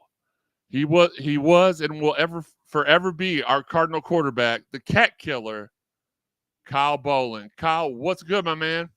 Hey, how's it going? Hey, it's going just fine. Now, those of y'all are tripping because y'all can't see him. He's driving, so he's being responsible. We appreciate the responsibility there because we would not want you to be driving and streaming like was the popular thing to do in America. So we appreciate your time. Appreciate your for joining us. What you been up to, man? I've just been enjoying life, living in Atlanta. I'm currently on my way to Kentucky right now for the holidays. Got to go to Cat Country, unfortunately, because I'm from Lexington. But can't wait to be up in Louisville on Friday to watch a little bit of high school football and then obviously attend the Kentucky-Louisville game on Saturday. That is awesome. Look, I know you, like you said, you're on your way back for this one, and you're going to watch Cal versus Lexington. Well, you're there for the other side of it. Lexington Catholic, exciting matchup. Bolin versus Redmond, Cardinal quarterback versus Cardinal quarterback. You guys are playing for a spot in the state championship game, I believe. Is that correct? That is right. That is right. So this is the Final Four. See, and this is going to make me sound old, and I'm not. And it is what it is. But we used to call it going to state after we finished the district playoffs. And we had like 4 or 5 games we played that were considered state. I was talking to Chris Redmond this morning. and he said they only consider it state if you go to the final game. So I'm like, okay, it is what it is. But look, it is what it is. You all gave them their only loss this year. They missed the extra point that would have tied the ball game. Should be a great high school football matchup. And you said it was here. It's here in Louisville Friday night. Yes, sir. So I'm actually going to link up with my roommate and former U of L tight end Keith Tobridge, who was on the coaching staff at Cal. Yes, So I'm going to be with him majority of the night. Actually going to stay with him Friday night and then go with him to the game on Saturday. That's awesome, man. Keith, he's a friend of the show as well. He's what an amazing job he's done coaching. And when you got guys like Hunter Cantwell and Chris Redmond and Blau Powell that you coach around, I don't know if Blau still coaches there, but I know the other two are the head and the QB coach. I believe Chris is the QB coach. He could be the offensive coordinator. But when you got great minds like that, it's easy to succeed. And there are more Cardinals on the staff. Those are just the ones that I know and talk to. Right. It's like you're going to succeed. That is a successful situation that Keith has put himself into, and I could not be more proud of him. We did go to Twitter this morning because we are pre-recording, and I did ask people to DM me some questions. So the first question came from Chris. What was it about Louisville that made you want to commit to the University of Louisville? I think the relationship that I built early with Coach Strong and Coach Watson played a huge role in that. They were the first coaches that I truly felt like really wanted me to be a part of their program. And when I was in high school, I kind of wrote out, a few of the things that I was really looking for in the school that I, would eventually attend. And Louisville just checked those boxes early. And I wasn't a guy that wanted to kind of string along programs. When I felt a place that felt like home, I wanted to kind of pull the trigger and kind of move past that part of the recruiting process and focus on, my high school career and preparing for that next step. So once I, felt that commitment to the University of Louisville, I went ahead and pulled the trigger. And fortunate enough for me, I ended up tearing my ACL my senior year, and they honored my scholarship, actually put me in contact with the Louisville doctors who ended up doing the reconstructive surgery for my ACL. And it ended up being a blessing because I haven't had any issues with that surgery since. I'm going to follow up on that question because I remember, look, this time in your career, you were a senior in high school. You just got hurt. Actually, one of our founders, it was me, Steve Rummage, and Justin Rink. Justin reached out to you about maybe doing a weekly series for the website, and that was our first real connection with you. And we kind of built a foundation. So everything I've saw you accomplish ever since, I've been very proud of you. But how big? I want to ask you this because social media had just started hitting at that point. It was off the chain.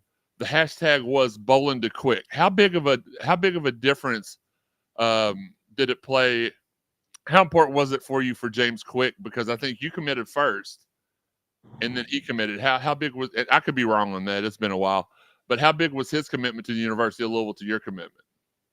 I mean, I think it was huge. I mean, obviously, getting in-state talent to go to Louisville was huge. Louisville was creating a pipeline outside of the state, down into Florida. And I think the way that Kentucky had set up their recruiting process was unique. They tried to use the technique on me, and I wasn't a UK fan, so I found it kind of disrespectful.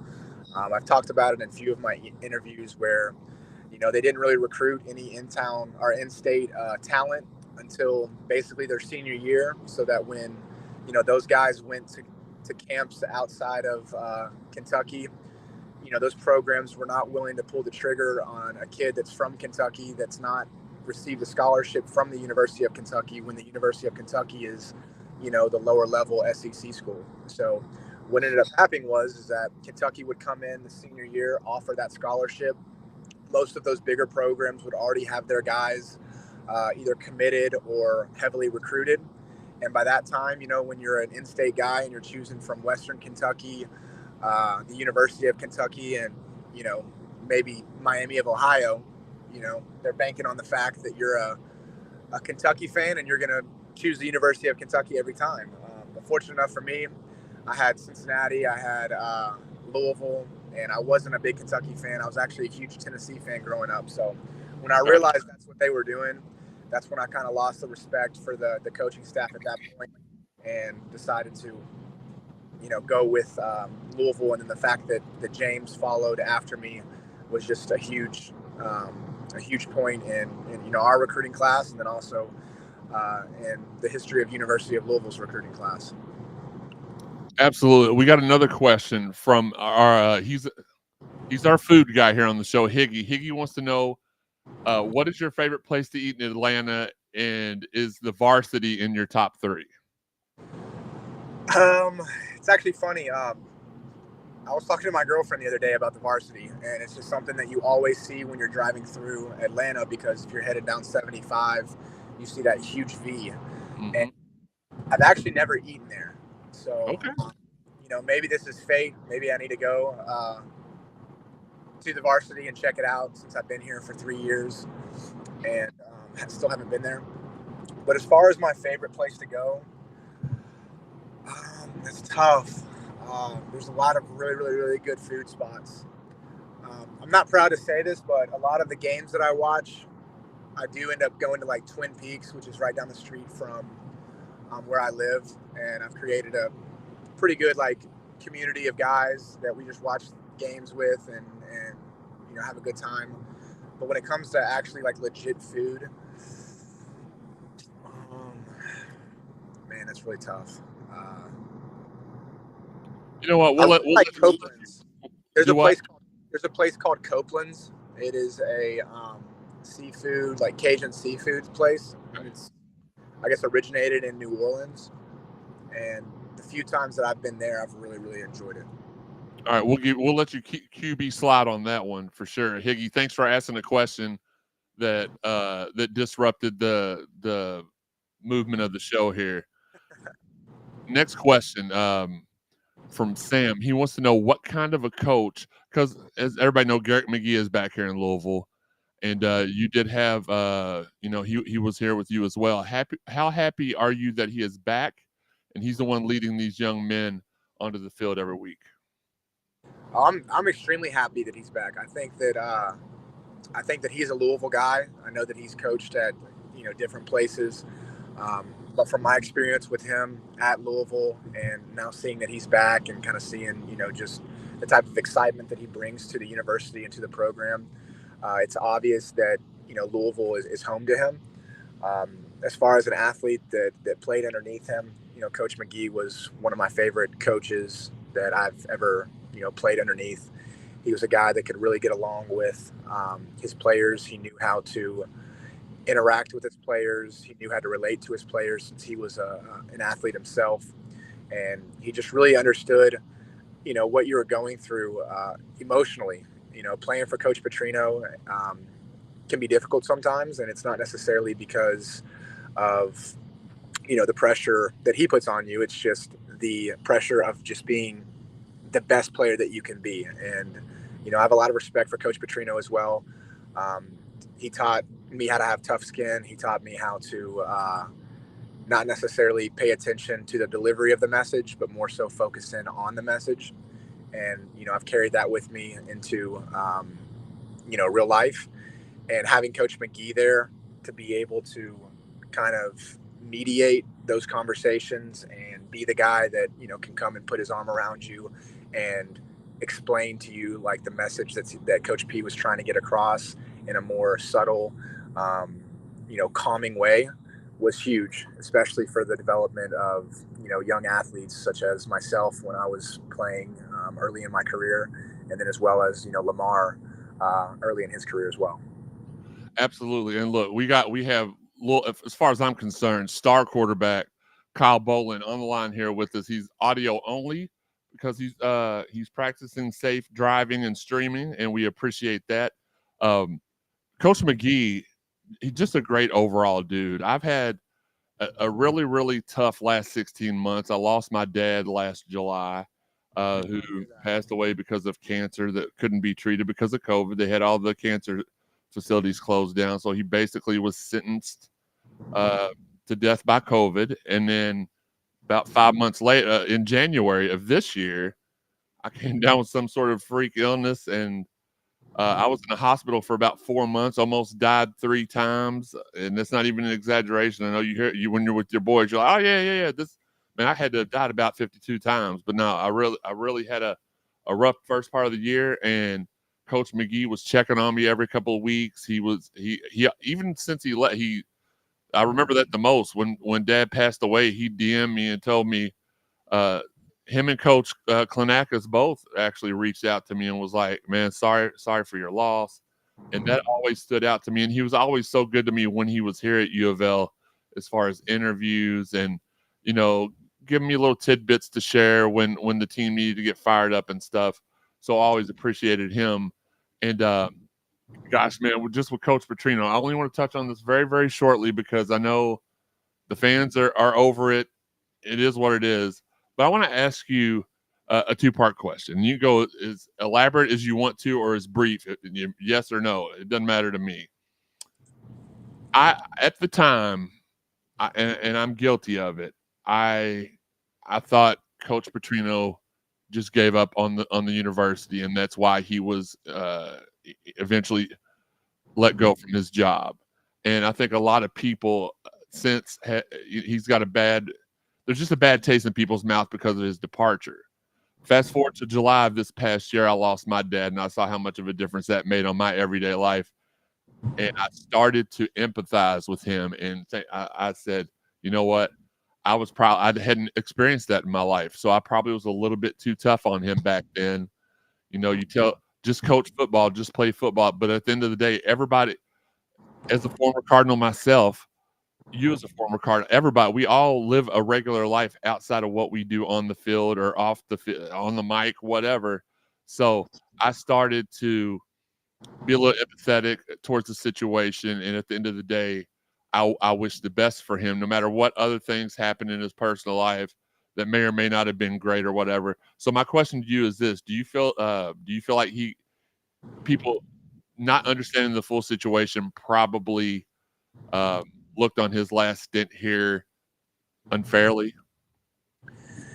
Yeah, I mean, first off, I'm really sorry to hear about your dad, and I'm very happy to hear that you were able to battle what you were going through and recover in the way that you did, because you look great, you sound great. Thank you, bro. Testament to your ability as a man to push through hard times, and then to even just piggyback off of that and kind of talk to Coach McGee's character and Coach K's character. The fact that all of the stuff that they had going on in their life, knowing how much a simple DM or a text message would mean to someone, just shows the type of people that they are. And just in relaying that into Coach Petrino, is that Coach Petrino sometimes gets a hard rap, but look at the guys that he brings around him. Coach McGee is one of his guys, Coach K is one of his guys.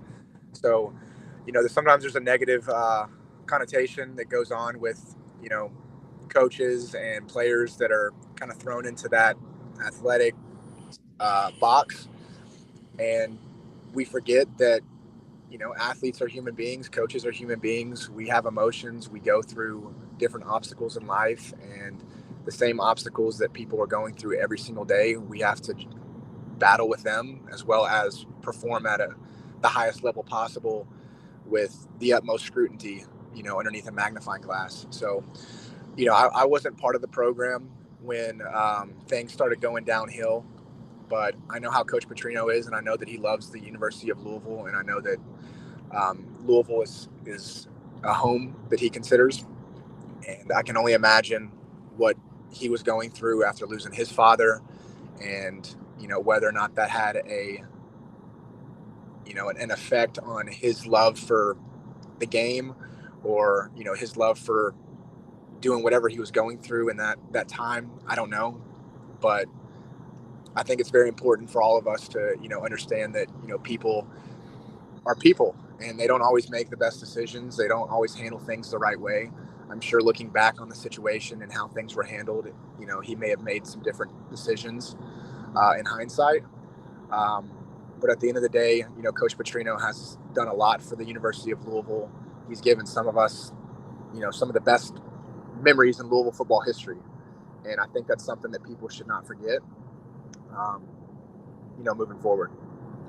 Absolutely. I appreciate the kind word. Look, I'm a Cardinal, baby. I have to ride. I can't sit there and fold. I had no choice in my mind but to rise and rehab and get better. So especially as weird as it sounds, losing my dad was helpful in my recovery because I did that for him.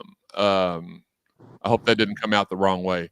I'm absolutely not happy that he's gone, but seeing him struggle, I sat bedside with him. Not to get too deep into this, it is what it is. I sat by his bedside for 10 months while COVID was happening and watching him suffer, and just telling him, man, you can get better if you let's put the cancer aside. If you put your want into this, like this is what he taught me growing up. I'm trying to recite to him what he's instilled in me, and watching him, even though the other stuff wasn't coming together like we wanted it to. He fought a long time. He went into remission 3 times. He beat it 3 times. And if it wasn't for a pandemic, he would have beat it a 4th time too. So yeah, man, I appreciate the kind words. And look, like I said earlier, I've always been proud of you, not just because of our personal connection, but just because when we met, we even met in person several times. But the first time we met was at some sort of it was a camp or something up on U of L's campus, and we just chopped it up, and it was like we'd known each other forever. So I appreciate your friendship. I appreciate everything you've done for the website. And man, I appreciate you coming on here today. I got a couple more questions. We'll get you out of here because you are on your way up to the Ville. The last viewer question: describe your mindset when your number was called. And I watched. Look, I got up this morning. I watched the 24. Every day this week. I've got a Louisville, Kentucky game I'm going to watch. Today I watched 2014 because I knew that we were going to be talking today. And man, I just was going through the motions, refilling all those like it was the first time. But can you describe to the viewers and the listeners your mindset when your number was called in that game? Yeah, I mean, I think that my mindset in that moment was constructed and built throughout the entire season. People may not have realized, like, I was coming off of an injury going into the season, and I was like the 4th string quarterback. I didn't even travel to the first away game. I was at home, and that was like a reality shock. Like, dude, you need to get back going because you're not even traveling right now. So I just worked my tail off, and I really focused on, taking mental reps the entire year, and I saw myself beginning to progress. And eventually, towards the end of the season, I worked my way back to the number 2 spot. And it was unique. I had a conversation with my dad the night before the game, and I, was contemplating transferring. And he said, you don't need to be worried about that right now. You need to focus on the game tomorrow. You're a twisted ankle away from, your career changing as you know it. And, as a kid in that moment, you're just like, yeah, okay, whatever. But, it kind of resonated pretty well with me. And I locked in, and I was really preparing myself as a starter leading up to that week. And then, when Reggie unfortunately went down and I realized that, this was a reality, it was weird. Like I wasn't nervous. I wasn't excited. I just knew what I had to do. I had to go in there and play football. And I've been playing football my entire life. And I kind of just allowed myself to just react and live in the moment. And fortunate enough for me, things went well early, and the snowball effect just continued to grow. And before you know it, I was so engulfed in the game, and I was so comfortable in the game, and I was so confident in the game that I felt like I was picking up from the last time that I touched the ball in high school. And it was just an unbelievable experience. After the game, it didn't really hit me like, what had happened. It was just, I came in, I did my job, I played well, and we won the football game. And it wasn't until, months later and really even years later that I, look back on that game and realized like how special it was to me, how special it was to my family, and fortunately how special it was, to fans. So, it was definitely a special day for me. Absolutely. Do you remember me calling you after that game? Yeah, yeah, I do. We were both, look, I was hyped. You were hyped. It wasn't even a full conversation. It was like KB and you're like, yo. And I was like, yeah. And you're like, all right. And I was like, talk to you later. It was very, very football conversation. It was, Right. we didn't have to get too deep. It wasn't too muddy. It was just like, proud of you. Thank you. All right. Celebrate. Talk to you later. So Yeah, that a lot was said in those few words for sure. Yes, yeah. I mean, sometimes you can say a lot without saying a word at all, for sure. But yeah, like I said, we've had a special relationship with Kyle from day one. He was the very first high school athlete that ever wrote a story for the website, and he was going to. I forgot what happened. He was going to do a weekly series. I don't know why I'm saying he, like you're not on here. You were going to do a weekly series for Justin, and something happened in. Maybe you got hurt. Maybe that's what it was. Maybe Yeah, you I got think it was the injury that kind of derailed that a little bit. All right, enough of the small talk, man. Let's get to business. You've watched the Cards this year. You've seen the quarterback play of Jack Plummer. That's everybody's hot topic, hot button topic here in the city. People want to criticize him, but at the end of the day, you're like, but he's 10-1. Well, he threw this. Yeah, but he's 10-1. Do you know the last? We haven't had too many quarterbacks here at Louisville that have went 10-1. And anything anybody can say, I'm like, yeah, but he's 10-1. He is here. I'll give you how I feel about him, and then I'll let you go from there because I really want to hear your expert opinion on this. But he's not a great quarterback, but he's not. I wouldn't call him a bad quarterback at all. If I had to grade him, I would definitely give him a C+, B-. And the only reason I'm being even a little bit harsh is because he's the type of quarterback to me. Now, you didn't show this at all during the Kentucky game. You started off on one speed, you finished going up the speeds. Jack does have a tendency, if he starts out rough, he plays rough the whole game. But the fact of the matter is, he plays rough the whole game. He hands the ball off. We still win the game. That's a game manager. We've not had a whole bunch of we've had a bunch of 4,000, 3,000 yard passing quarterbacks. Chris Redmond threw for 80-something touchdowns. Teddy and Lamar threw for a ton of touchdowns. It is what it is. You can't teach – well, actually, you can teach game management, but it's not a skill that a lot of quarterbacks go out there and show and put on display every week. Jack has done that. And I cannot name another quarterback in our – I'm struggling. Maybe Dave Ragone or Stephon LaFours or maybe even Coach Brian Brom or Coach Jeff Brom was good at those things as well. But in recent memory, Jack's number one as far as that's concerned. Great game manager. What are your feelings on Jack first? And then secondly, what does he have to do to beat Kentucky? Well, first and foremost, I have a tremendous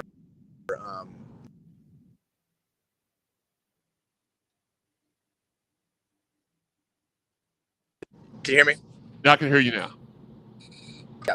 So yeah, I can hear you. I have a tremendous amount of respect for Jack. I think what people kind of have to realize now that the game is changing with the transfer portal is that this guy has had when did he transfer into Louisville? Do you know? As soon as Brom announced that he was the coach, so a year ago, maybe not even that long ago, half a year ago. So after not a year ago, sorry. So about 6 months ago.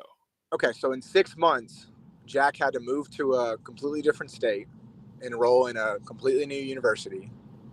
I'm not sure how much turnover from Purdue came over to Louisville, because sometimes a lot does. Sometimes they change the. There were a couple people came down, but not a whole bunch. Right.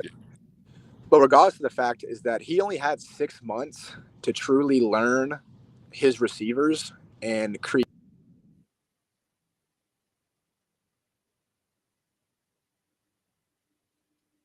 You left me again.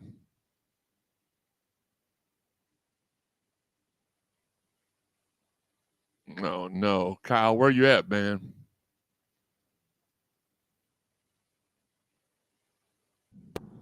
You there? Can you hear me? You there? Okay, yeah, let me yeah, my phone keeps. Yeah, can you hear me? Yeah, I can hear you. Hello? Okay, let me get into that again, okay? I'm going to try to focus on okay. All right, so what I was saying is that the fact that he's been on campus for 6 months, he hasn't even had the opportunity to maximize those 6 months because he didn't know he was going to be the starting quarterback. So he had to share reps and development time with other quarterbacks. And it wasn't even until the beginning of the season that he finally, was able to wear that hat and say, I'm the starting quarterback. We need to start throwing more. We need to be at the Traeger at 6 a.m. working on these routes until really the beginning of the season. So the fact that he's been able to come in and have the success that he's had is really remarkable, because when Joe Burrow went to LSU, he didn't have that success his first year. It wasn't until year 2 that he really came out and became Joe Burrow. So the fact that Plummer was able to have this kind of success in his first year really tells you the talent that he has. And I'd be really excited to see, if he did have one more year, how good Louisville would be next year after having a full season under his belt and then a full off season to really get comfortable with the concepts, the play calling, and his teammates. So, we as fans, we get emotional and we say things in the midst of the game. Oh, he should have made that throw. Oh, he made the wrong read. But in reality, like, what he's doing is remarkable, and I have a tremendous amount of respect for him and the success that he's had for the university and for the football team this year. As far as what he needs to do to win on Saturday again, I think he needs to truly understand the importance of not necessarily the game, but the rivalry and the relationship between Louisville and Kentucky. And he needs to engulf himself with that emotional connection, but needs to, again, stay within himself and not try to do too much. He's a 10-1 quarterback going into this game for a reason. So he needs to play, his game and not try to do too much, but understand that there's going to be a level of emotion that he's probably has not experienced in his career that he's going to experience on Saturday. So, my message to Jack is, man, just have fun, live in the moment, play your ass off, and beat the Cats. Absolutely. And just to clarify, because I know we'll have the correctors out there, Jeff Brown was named our head coach a year ago, I think December the 7th. So, but Jack was named, Jack transferred a couple months later, but I meant 6 months after he got here prior to the beginning of the season. So just want to clear that up real quick. I know he's been here longer than 6 months. It is what it is. I've got on the screen now how people can find you on Twitter. How can they find you other places on social media? The only other social media that I have is Instagram, and it's the same name, @_KB. That's me. Look, I know all the ladies are going to be mad because they don't get to see that that pretty face there, bro. But it is what it is. I have to get over it and just settle for this one. Kyle, thank you so much for joining us on the show today. We really do appreciate it, and best of luck with whatever you're getting into next. And let's get this W on Saturday. Yes, sir. Thank you so much for having me. It was a pleasure. Always great catching up with you, and glad you're doing well. See you on Saturday. There we go. All right, back to y'all in the studio, even though I'm just throwing back to myself. Listen, nobody better to throw back to in the studio than me. I am the man. Let's go ahead and get this chat line caught up, wrapped up. Levi says, Jeremy, can I get a picture with you tomorrow at the tailgate? Sure. Find me. We'll take a picture. Lonnie says, Burgess is my favorite player from Charlie era on God. Josh Pratt says, go Cards. We are all only human. Love y'all. We love y'all too. And Nikita, go Cards. Absolutely. And go Axel as well. Look, we appreciate everything that you all do for us. We appreciate your all support and love. I'm trying to pull this up here real quick so I can hit it and we can get out of here. Again, we want to thank you all for the support. I found this today. I think y'all will like it. It is a humongous snow globe with the Cardinal in the middle of it. I predict tomorrow points are going to come raining or snowing down on those kitty cats. Let's go ahead, as Yoda would say, hit that fire outro music. And look, until next time, this has been the Cardinal Sports Zone podcast. We will release our guest for next week sometime here in a little while. Go Cards. Beat Kentucky.